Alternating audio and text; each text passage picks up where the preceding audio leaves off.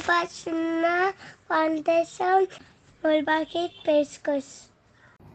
भाईजान, झूठ बोलने से रोजा टूटता है। लास्ट टाइम एक बुनियादी कायदा बताया था मैंने, वो याद है आपको? नहीं भाईजान। कोई बात नहीं, हम भूल जाते हैं और इसीलिए हमें हमेशा उलमाओं से जुड़े रहना चाहिए। भाईजान, वो कायदा फिर से बताओ ना। जो इबादत शरीयत की बुनियाद पर की जाती है तो वो इबादत बगैर दलील के ख़त्म या फासिद नहीं होती। अब मैं इस कायदे को याद करूँगा इंशाअल्लाह। अहसनत।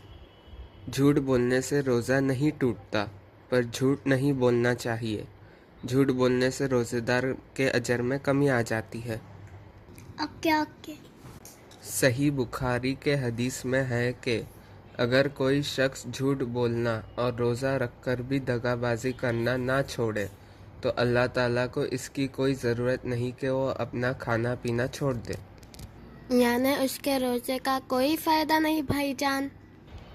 हाँ मेरे भाई, झूठ और दगाबाजी हमें ऐसे भी नहीं करनी चाहिए और रोज़े में तो बिल्कुल नहीं करनी चाहिए।